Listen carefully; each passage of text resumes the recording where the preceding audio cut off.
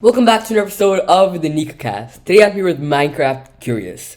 So, tell us about yourself. So my YouTube name is Minercraft Curious. I also go by Bakes. I have over 750,000 subscribers on that channel, and then I work with other creators with tens of millions of subscribers. I have 500,000 followers on TikTok, I think, and I make Minecraft videos. That's really cool. I love that you work with other creators too.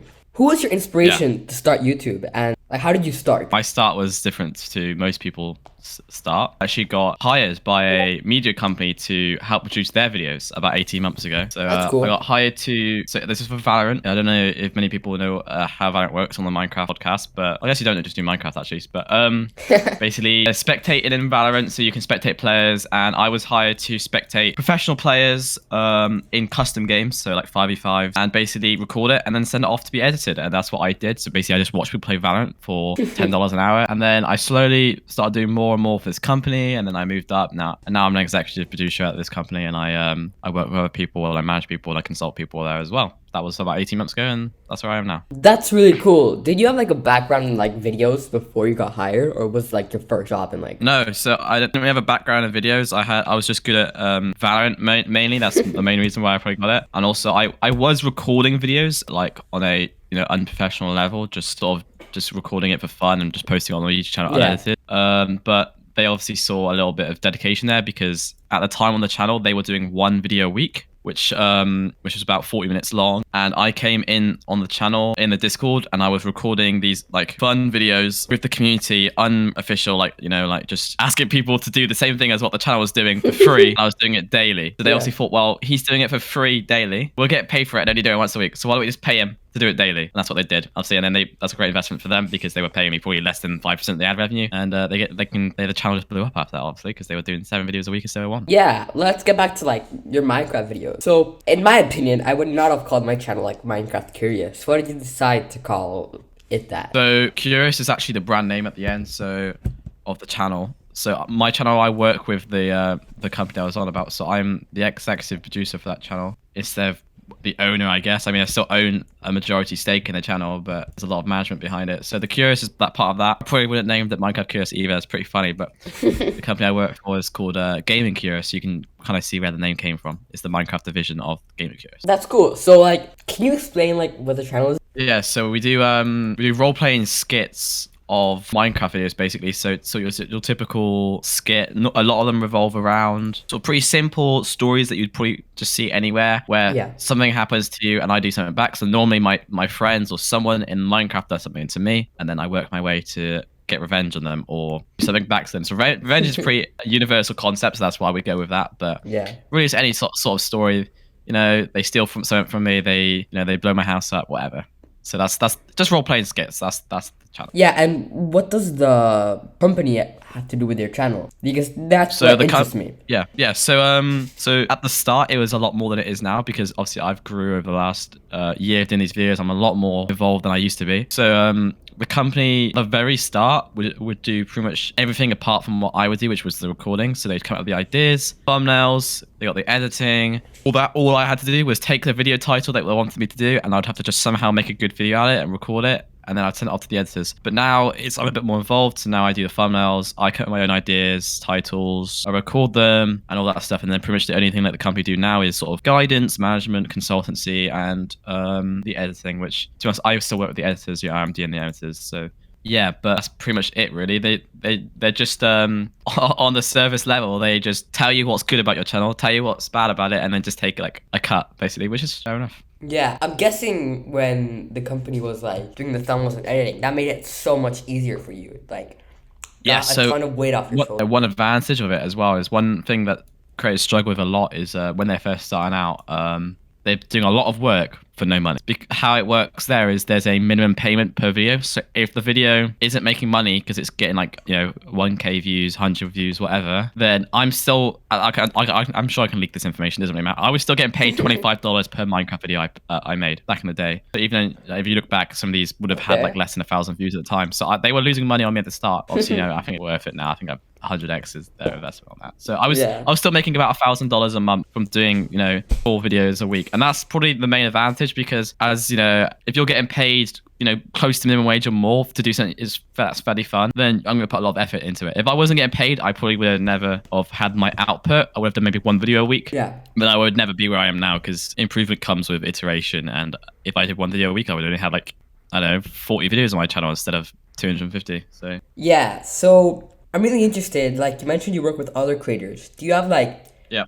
for example, producer role in other big creator channels too, or how does that work? Yeah. So I can kind of go through a small little list. I'll try and mention the ones that I might have heard of. So Minercraft Curios, obviously my biggest channel that I work with him on. So I'm the executive producer on that. And then I also I consult 5 other small Minecraft channels. So you wouldn't have heard any of them. They all have about 10k subs or less, but I'm just trying to grow them up. I have a small percentage in their channels. They made loads of good progress recently, actually. One of them is quadrupled their sub count in the last 2 days. But then probably the biggest creator that I work with that you probably have heard of is Preston. Preston Plays. Yeah. Yeah, so he's I used to 40 watch him million when I was subs. I work little. with him. Yeah, So much. I'm a content strategist for him. That's so I cool. work with I work with the Valorant channel. I work with an Overwatch channel. I've worked with loads of Curious channels, probably 10 of them at this point. But I'm trying to get with more people, and I'm building my team and my knowledge and stuff on that. So, but yeah, probably Preston Plays and some of the bigger Curious channels. There's probably the bigger ones that I've worked with. That's really cool. Has work with tons of different channels helped you improve your YouTube knowledge? Yeah, 100%. I mean, I get to see Preston's stats, which are pretty interesting. Crazy numbers going there, I'll tell you. I can imagine. Yeah, I mean, obviously there's a reason. I mean, he spends over $2,000 per video on mods and maps, but he's looking at about 85% 30-second retention, and for Wow. a 15-minute video, you're looking at 65% retention on a 15-minute video. Wow. CTR is on, he's getting hundreds of millions of impressions per video, but he's still getting 12% CTR. So That's crazy. I legally can't take some things from him, but I will take the knowledge. Yeah, and since you work with for example, you mentioned Overwatch and Valorant, you basically know how to grow a channel in those niches too. So if you ever want to get bored and want to start a channel there, you can easily do it, which is very cool. So I mean, that's what I want to do in the future because everyone knows YouTube isn't very friendly long term. It's very volatile. So at the moment, in terms of personal finance, 60% of my revenue is coming from Minecraft Curious ad rev, which is, if Minecraft Curious has a good week, a week ago I hit over 7 million views in a week, which is pretty good, over 1 million views a day. But now this week I'm down on 3 million views, so my ad revenue is halved in a week. So my goal, is to basically own 30 little channels, work with them, put hours into them, and then hopefully some of them at least succeed, 3 or 4, maybe 5. Then I can have little pieces of pies of everyone's loads of channels, and everyone's happy at that point. If you give someone so much value that they can just blow up when they've been struggling on YouTube for ages, then long term you can just reap the benefits from that. So that's my goal, is to try and grow as many little channels as possible. I recently started tons of different channels because I've always had one channel for the whole time I've been on YouTube, which is my NicoCast channel. So basically I grown on that channel since I was 5 years old, and I'm 13 right now. So that channel is never not planning to stop on the channel anytime soon. And that's where my podcast lives on. And then I started a couple of other channels. I started a Roblox channel last year, got 400 subscribers, kind of quit. And then I started uploading on that channel again, and in 7 days it got 22,000 subs, which was crazy. I started uploading shorts and 22,000 subs. I was gonna say shorts. In 1 week, and then same thing on another channel that I did Minecraft shorts, but I stopped for a couple months, and I revived it with Minecraft shorts, and now it has 10,000 subscribers. So shorts are crazy, and I have a few shorts friends, and they pull crazy numbers. I'm happy. I'm happy with my 1 million views a day, and one of my friends is putting 6 mil views a day from shorts, and it is crazy. And then. Yeah, for sure. At one point, Jaren and stuff. Yeah. Jaren, Ashfag. They've all stopped doing shorts now, which is good for them. I shout at them for probably months telling them to stop doing shorts and do long form. But when we were talking before, you mentioned you had a pretty unique look at YouTube.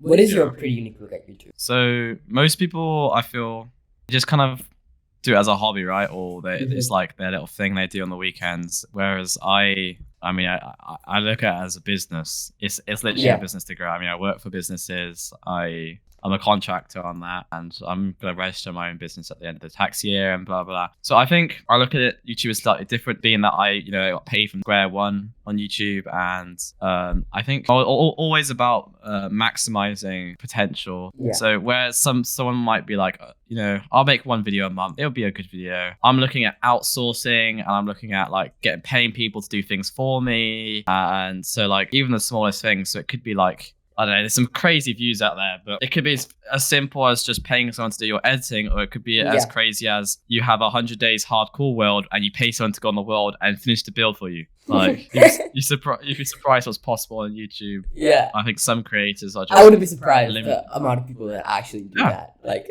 there's a pay people to go on the world. Yeah, outsource it, bro. Like, pay. There's so many people out there who would do it for £5 an hour, $5 an hour, because it's Minecraft, like, you know what I mean? There's some people I know that are doing like YouTube automation where they start channels and like completely hire everything out and they don't have to do any work. And it's crazy. CV. Yeah. I interviewed I think someone who did that, and talking to him was amazing. Like, his knowledge was great. I mean, cool. I'm looking to. I mean, I'll see. I'm still gonna be the one in the videos recording, but I'm currently working on. So at the moment, like, I'm working on. So I got thumbnails being outsourced and things like that. I've got, we've got video writing, so the scripts, the videos outsourced, editing's outsourced. The only thing I actually kind of mostly do these days is just record the video. Yeah, and that's just way time efficient. Some people will call you lazy for this, but it's actually efficient because, like, well, I mean, I don't have enough hours in the day. Exactly. Yeah. Like, I've like outsourced some parts of my videos sometimes. And my friends were calling me lazy for doing that, and I'm like, okay, if it wasn't for that, I wouldn't be here like talking to you right now outside. So yeah, like, because sometimes things take so much time, and there's people who are willing to do it for so cheap. So yeah, and I mean, I got school to do, bro. I don't have time. Same. Yeah, I don't have time for things, and I'd rather pay someone like $50 to do like something that would take me 5 hours, and then I can just like 10x that by like posting it. So yeah, and then do something else instead of like inside all day, like working on a YouTube video, which sometimes is fun to do, but sometimes it's just like, no. Even then, I've just got like 100 things to do on Discord. Like, I got people to message. I really watch like and review and like 10 videos a day at this point, like, because every video that we've got the new guys doing, the people I consult, they have to send every video in to me, and me and my colleagues, but we review every single video and like give them like a page of things that was wrong with it and like a few things that were right. But these guys, we roast everything they do, like completely roast the shit out of them, and then and that way they don't do that again. Yeah, I mean, some of these guys, they're like, oh god, like, I don't know, they go from, so I think the best case that we've had is we've had one guy who went from getting on like sort of 10-minute videos, he went from getting about 25% retention to 65 in like 2 weeks. Wow. Because we made him make daily videos for 2 weeks, and every single video he posted, we were just like, this is shit, don't do this again, this is bad, don't do this again, this was good, do this again. And now his videos are just like 10 times better. Like, it's honestly ridiculous. Yeah, like what iterative improvement can do. When you have like a group of people like that you constantly like message, something what's wrong with this video, it helps out so much. Which I've been starting to do that with my past couple of videos too. So, for example, if I want to get one of my channels to 100,000 subscribers this year, and it currently has 6,000 subs. Do you think I should do quality or quantity? Like, make the best videos I can, or focus on? I mean, quantity. Both basically. Like, so in my opinion, so quality will improve your quality faster than people think it does. Like, I'm pretty sure making 3 videos a week that maybe you think are worse, is better than doing 1 video a week that you've spent way more time on. I think generally in terms of improving quality, because here's the thing: if you're doing 1 video a week and you've been doing YouTube for a year, or like even less than that, you don't actually know what's good. So spending a lot more time on making a video what you think is better could actually just not make it any better. Whereas if you do more quantity, then you start to learn what's good and what's not good, which means you can improve the quality much easier and faster. Yeah. So there's definitely a middle area. Like, you don't want to rush videos; they need to be actually good, and you need to actually try and make them good. But at the same time, quantity is going to help you learn what's bad and what's good way faster. You can look at the stats of every video. You're learning 3 or 4 lessons every single video. You should be writing down things that was bad about the video and then never do do that again and write things that are good, do that again. So I think a mix. I mean, if you have enough time to make more than one video a week, then you should. If you don't, then you should try and at least make one video a week consistent. Yeah. Consistency is very important. Alright, stepping up into the audio where you can only hear my voice and not Bacon's voice. So the podcast is going to end here. We didn't really talk about much. We talked about his TikTok, that he's begging a kid to repost his videos on TikTok because he was getting like other people reposting his content, getting followers, and he didn't like that. He also gives some advice. And yeah, that's really all you missed. So I'm excited for whatever you do next on YouTube. You can search for the podcast, your Minecraft Curious channel, and your Twitter will be in the description. And I'll see you in the next video. Bye.